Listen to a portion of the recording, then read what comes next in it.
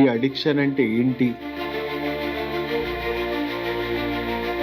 Multiple అడిక్షన్స్తో suffer అవుతా ఉన్నారు కొంతమంది. కొన్ని అడిక్షన్సే సఫర్ అవుతున్నారు. అది లేకుండా మనం బతకలేము అనే పరిస్థితికి క్రియేట్ అవ్వడం. బ్రెయిన్లో రకరకాల కెమికల్స్ ఉన్నాయండి. సంతోషంగా సంతృప్తిగా ఉన్న వాడికి వాడు పర్ఫెక్ట్గా డోపమిన్ అనేది అడ్జస్టెడ్ అవి ఉన్నాడు.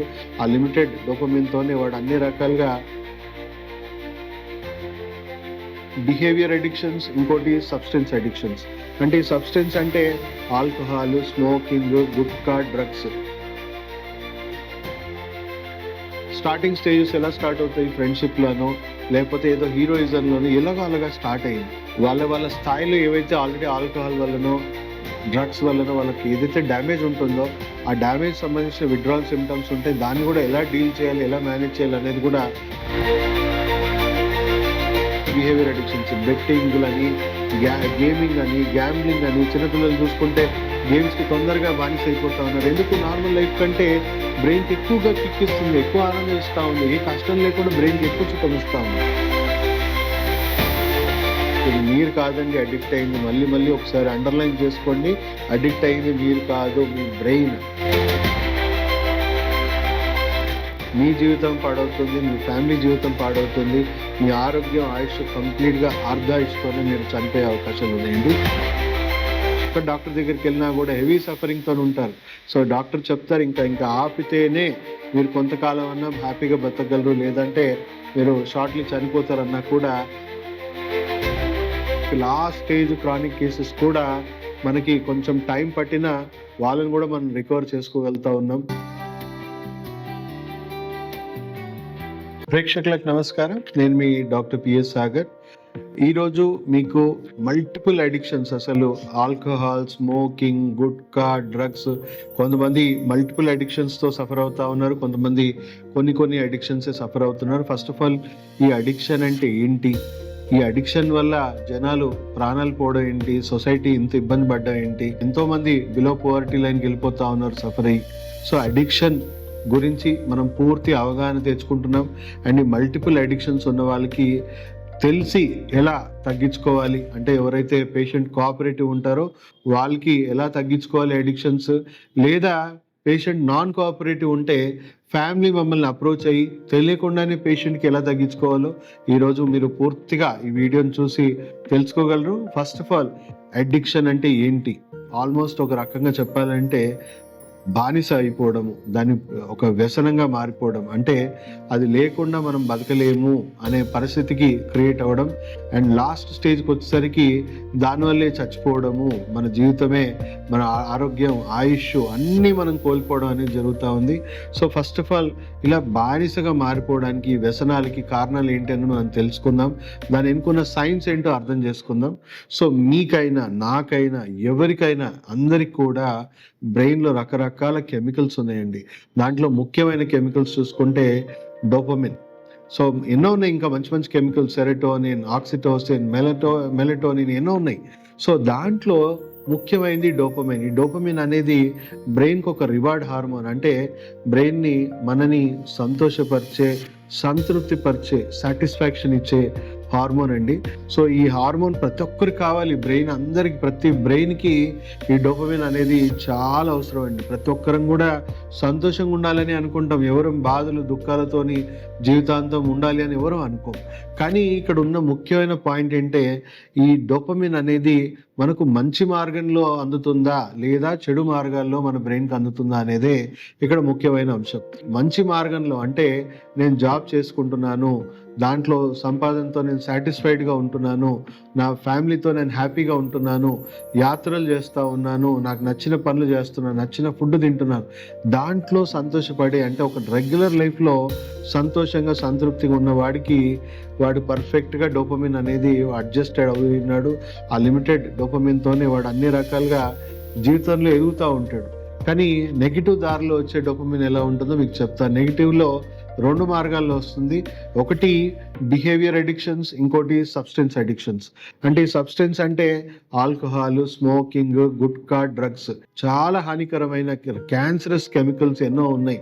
మన బ్రెయిన్, మన నర్వస్ సిస్టమ్, మన అవయవాలను స్లో పాయిజన్ చేసుకుంటూ డ్యామేజ్ అవుతుంది. అలాగే ఈ సబ్స్టెన్స్ అడిక్షన్స్ కొన్ని రకాల సైకోయిజం బిహేవియర్, కొంతమందికి మనం అంటాం కదా వీడు సైకోనా అని అంటాం. వాడికి ఆ రకమైన బిహేవియర్ ప్యాటర్న్ వల్ల బ్రెయిన్కి ఎక్కువ డోపమిన్ వస్తూ ఉంది కాబట్టి వాడు ఎంజాయ్ చేస్తున్నాడు ఆ సైకోయిజం. సో అలా మనం చూసుకుంటే ఇంకెన్నో ఉన్నాయి బిహేవియర్ అడిక్షన్స్. బెట్టింగ్లని, గేమింగ్ అని, గ్యాంబ్లింగ్ అని. చిన్నపిల్లలు చూసుకుంటే గేమ్స్కి తొందరగా బానిస అయిపోతా ఉన్నారు. ఎందుకు? నార్మల్ లైఫ్ కంటే బ్రెయిన్కి ఎక్కువగా కిక్ ఇస్తుంది, ఎక్కువ ఆనందం ఇస్తూ ఉంది, ఏ కష్టం లేకుండా బ్రెయిన్కి ఎక్కువ సుఖం ఇస్తూ ఉంది.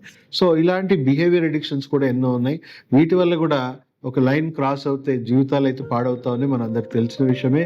బట్ సబ్స్టెన్స్ అడిక్షన్స్ వల్ల మాత్రం డెఫినెట్గా మీ జీవితం పాడవుతుంది, మీ ఫ్యామిలీ జీవితం పాడవుతుంది, మీ ఆరోగ్యం, ఆయుష్ కంప్లీట్గా ఆయుష్తోనే మీరు చనిపోయే అవకాశాలు ఉన్నాయండి.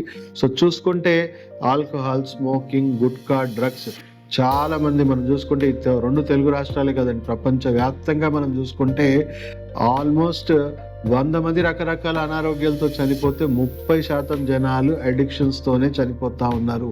అంటే అన్డిక్లేర్డ్ ఎపిడమిక్ అనొచ్చు. అన్ని రోగాల కంటే అతి భయంకరమైన రోగం ఏదైనా ఉందంటే అది అడిక్షన్. అండ్ ఇది ఒక రోగం అని మనం ఎవరం కూడా గుర్తించట్లేదు. ఇది ఎలా రోగమో ఫస్ట్ అర్థం చేసుకోండి.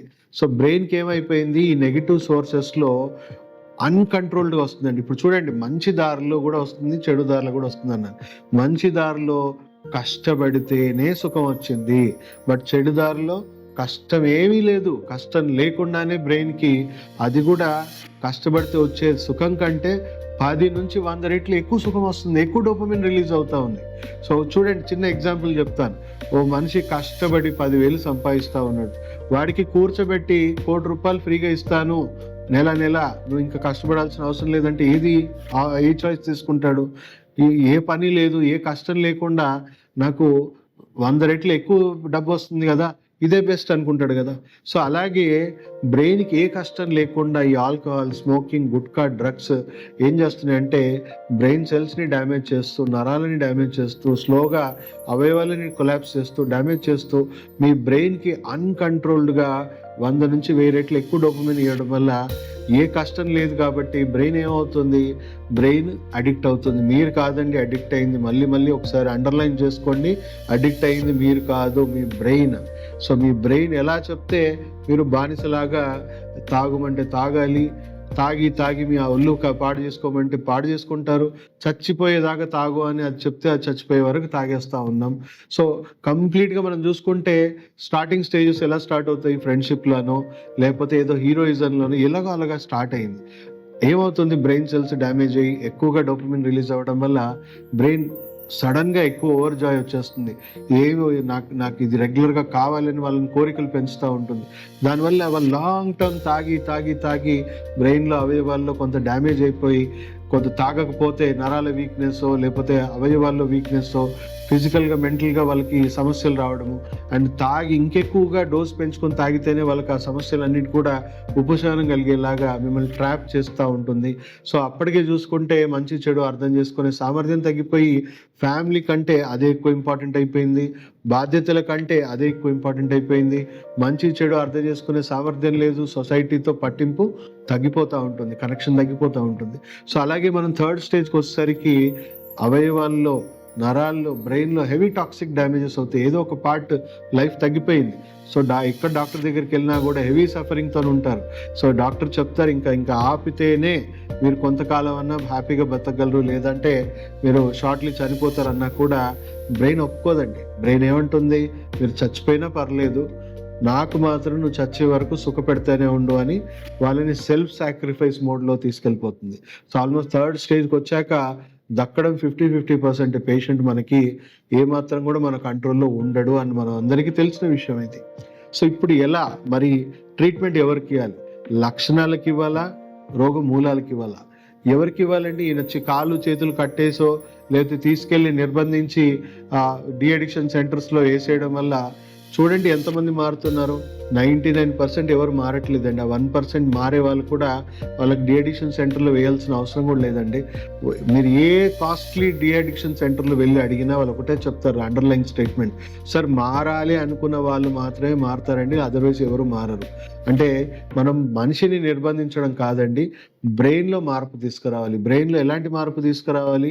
ఈ డోపమిన్ అనేది షిఫ్ట్ అవ్వాలి. అంటే చెడు మార్గాల నుంచి బ్రెయిన్ని మంచి మార్గంలోనే డోపమిన్ వచ్చేలాగా బ్రెయిన్ని మనం మార్చుకోవాలండి.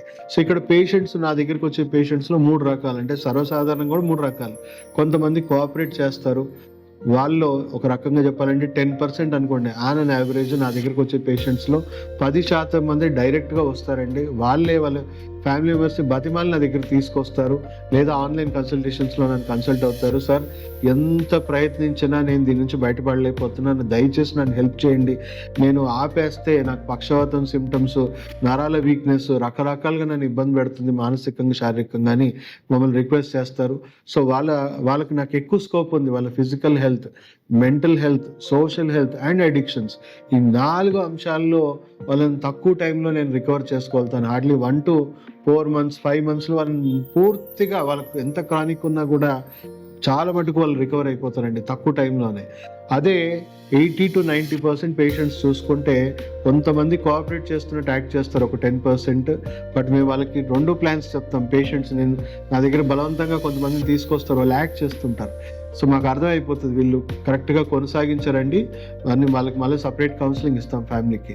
సో తెలుసున్న రోజులు వాళ్ళు ఎప్పటివరకు కోఆపరేట్ చేస్తారో మందులు నేను చెప్పినట్టు వాడండి, ఎప్పుడైతే నాన్ కోఆపరేట్ చేస్తారో వాళ్ళకి తెలియకుండా వాడమని చెప్తాం. సో కంప్లీట్గా non toxic plant based herbal medicines ఇస్తామండి, ఎలాంటి సైడ్ ఎఫెక్ట్స్ ఉండవు. సో బ్రెయిన్లో ఏమవుతుందంటే ఒక లిమిట్, వాళ్ళు ఏవైతే అడిక్షన్స్ ఉన్నాయో వాళ్ళకి తెలియకుండా వాళ్ళు తినే ఆహారంలో కానీ, సో వాళ్ళు స్నానం చేసే నీళ్ళలో, బట్టల్లో మనం మెడిసిన్ చేసేస్తాము. తెలియకుండానే వాళ్ళు తినే ఆహారంలో కానీ, జ్యూసెస్లో కానీ ఈజీగా కన్జ్యూమ్ చేయొచ్చు. కొన్ని వేల మంది, దగ్గర 85,000-90,000 పేషెంట్స్ మనం ఇప్పటివరకు రికవర్ చేసాం. దాంట్లో 80 to 85% ఎవరికి కూడా పేషెంట్స్కి తెలియదండి. వాళ్ళే మానేశాను అని చాలా భ్రమలో హ్యాపీగా బతికేస్తున్నారు, ఏ ప్రాబ్లం లేదు. బట్ ఒక 15% పేషెంట్స్ మాత్రం తెలిసే చేశాము, వాళ్ళు మాత్రం మాకు ఫుల్లీ కోఆపరేట్ చేస్తే వాళ్ళని రికవర్ చేయగలిగాం. సో పేషెంట్స్కి మనము తెలియకుండా, ఎవరైతే నాన్ కోఆపరేటివ్ ఉంటారో వాళ్ళకి తెలియకుండా చేయొచ్చు, ఏ సైడ్ ఎఫెక్ట్స్ అంటూ లేవండి. వాళ్ళ స్థాయిలో ఏవైతే ఆల్రెడీ ఆల్కహాల్ వల్లనో డ్రగ్స్ వల్లనో వాళ్ళకి ఏదైతే డ్యామేజ్ ఉంటుందో ఆ డ్యామేజ్ సంబంధించిన విత్డ్రావల్ సిమ్టమ్స్ ఉంటే దాన్ని కూడా ఎలా డీల్ చేయాలి, ఎలా మేనేజ్ చేయాలి అనేది కూడా పేషెంట్స్కి కంప్లీట్గా కౌన్సిలింగ్స్, రికార్డింగ్స్ కూడా మేము ఇస్తాం వాళ్ళకి. ఎందుకంటే వాళ్ళకి మళ్ళీ ఎప్పుడు డౌట్ వచ్చినా ఆ రికార్డింగ్స్లో వాళ్ళు మళ్ళీ రివిజన్ చేసుకొని మేము చెప్పిన అడ్వైస్ ప్రకారం వాళ్ళు చేసుకోవడానికి, ఫాలోఅప్ ట్రీట్మెంట్ చేసుకోవడానికి. సో అద్భుతంగా ఎన్నో వేల మంది పేషెంట్స్కి మనం రికవర్ చేయడం జరిగింది. తక్కువ టైంలోనే మనం బెస్ట్ రిజల్ట్స్ ఇవ్వడం జరిగింది. సో ఎంత chronic, last stage chronic cases కూడా మనకి కొంచెం టైం పట్టినా వాళ్ళని కూడా మనం రికవర్ చేసుకోగలుగుతా ఉన్నాం. సో ప్రతి ఒక్కరికి ఈ వీడియో షేర్ చేయండి. ఎంతోమంది alcohol, smoking, gutka, drugs suffer అవుతున్నారు. ఈ వీడియో తర్వాత ఒక మంచి ఫీడ్బ్యాక్, ఒక పేషెంట్ వాళ్ళ ఫాదర్ ఫీడ్బ్యాక్ కూడా మీకు ఇవ్వడం జరుగుతుంది. సో ఎంతోమంది, ఆల్మోస్ట్ చెప్పాలంటే 30% మరణాలకి ఇదే మేజర్ కారణం. ఎంతోమంది ఫ్యామిలీ సఫర్ అవుతూ ఉన్నారు. సో మేబీ మీ ఫ్యామిలీలో ఎవరికి అడిక్షన్ లేకపోవచ్చు, బట్ చాలామంది ఫ్యామిలీస్లో ఈ అడిక్షన్తో బాధపడి ఎంతోమంది ప్రాణాలు కోల్పోతూ ఉన్నారు. యువతరం నిర్వీర్యం అయిపోతూ ఉంది. ఎంతోమంది బిలో పోవర్టీ లైన్ వెళ్ళిపోతూ ఉన్నారు అన్వేరబుల్ సిచ్యువేషన్స్ వల్ల. సో దయచేసి వీడియో ఒక సోషల్ బాధ్యతగా మీరు తీసుకొని ఈ వీడియో ప్రతి ఒక్కరికి ఇంట్లో షేర్ చేయండి, ప్రతి ఒక్కరికి తెలిసేలా చేయండి. చాలామంది ఆడవాళ్ళు బయటికి వచ్చి చెప్పుకునే పరిస్థితిలో, మాకు ఎంతోమంది లేడీస్ మా హాస్పిటల్కి కాల్ చేస్తారు. వాళ్ళకి ఆన్లైన్ కన్సల్టేషన్స్ ద్వారానే మా టీం అంతా కూడా, బ్యాక్ ఎండ్ టీం అంతా మేము హెల్ప్ చేస్తూ ఉంటాం. వాళ్ళకి తెలియకుండానే వాళ్ళ హస్బెండ్స్ పూర్తిగా మారిపోతూ ఉంటారు. వాళ్ళు ఎంతో సంతోషం వ్యక్తం చేస్తారు, మా జీవితాలు మారిపోయాయి సార్, పూర్తిగా హ్యాపీగా ఉన్నాం సార్. అండ్ గుట్టు చప్పుడుగా వాళ్ళని పూర్తిగా వైద్యం అనేది పూర్తిగా వాళ్ళంతలో వాళ్ళు చేసుకునేలాగా మేము వాళ్ళని ట్రైన్ చేస్తూ ఉన్నాం. సో ఎంతో మందికి ఇది మేలు చేస్తూ ఉంది, ఎంతోమంది బాగుపడతా ఉన్నారు.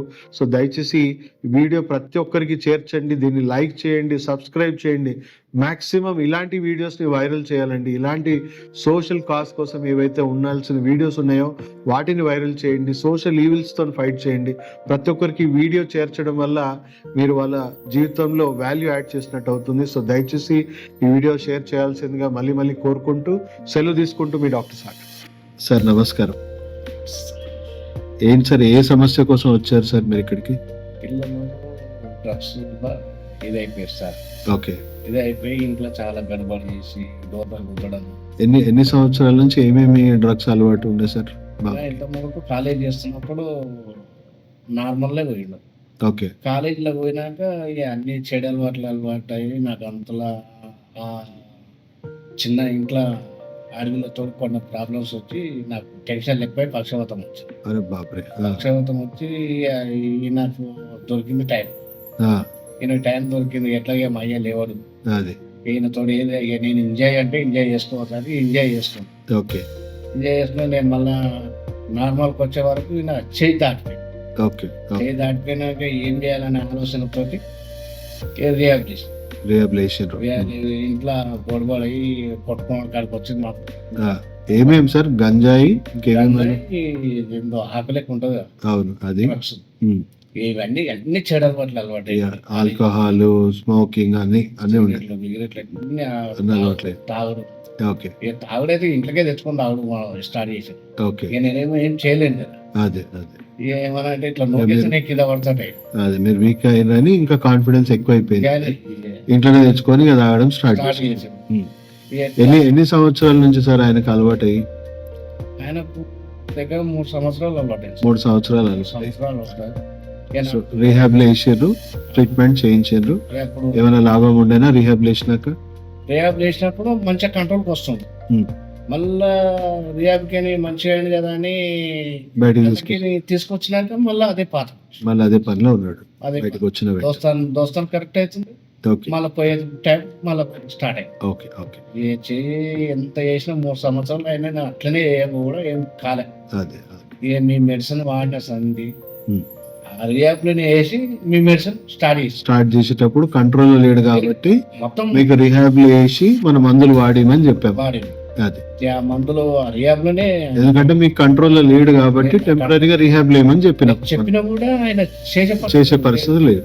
సార్ని బతలాడి, సార్ నీతోటి అవుతుంది మాతోటి కాదు, నువ్వే చేయాలంటే ఆయన కూడా అన్నాడు ఇట్లాంటి మేము అస్సలు చూసినామా, వీళ్ళు చెయ్యరు, వాళ్ళు మానుకోరు, వీళ్ళ సందే ఇంతే. ఒక్కసారి అయితే ప్రయత్నం చేశారు, ఆ దేవుని దయ ఎట్లన్నా కానీ నువ్వు చేసే ప్రయత్నం నువ్వు చేయి, నేను చేసే ప్రయత్నం నేను చేస్తా అంటే సరే నీకు మీ మాట కాదని కూడా నేను చేస్తా అన్నట్టు రిహాబ్ నుంచే మన మందులు నుంచే స్టార్ట్ చేసింది. రిహాబ్ నుంచి స్టార్ట్ చేసినాక మధ్యలో మా తమ్ముడి పెళ్లి వచ్చింది.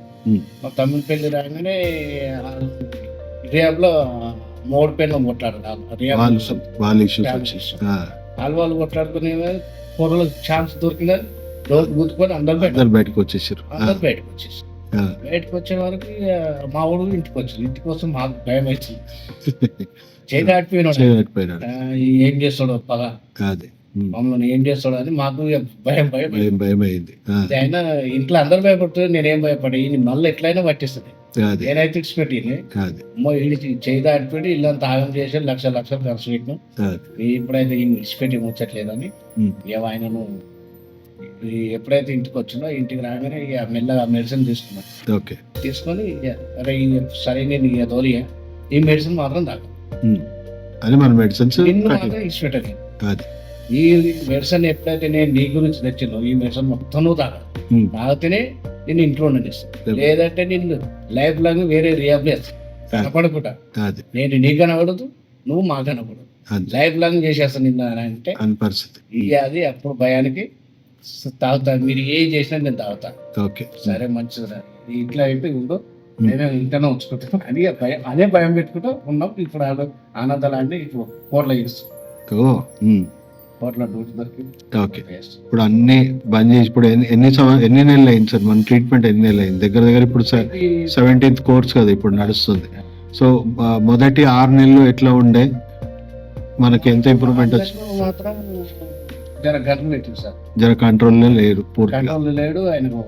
మా మెదడు మీకు మినిమం 6 to 8 months లో కంట్రోల్కి వస్తాడు అని ముందే చెప్పినాం. ఉంది. ఆ, 6 నెలలు మాత్రం జర ఇబ్బంది పడ్డాడు. ఇబ్బంది పడటం ఆయనతో. ఓకే, కంట్రోల్కి వచ్చినాక 6 to 8 months తర్వాత కంట్రోల్ వచ్చినాక కంట్రోల్కి వచ్చినాక ఇంకా మొత్తం కంట్రోల్కి వచ్చేస్తుంది. ఇక కంట్రోల్లో కంట్రోల్ బయటకు వచ్చేస్తుంది. ఇప్పుడు ఇన్స్పిరేషన్ అయింది.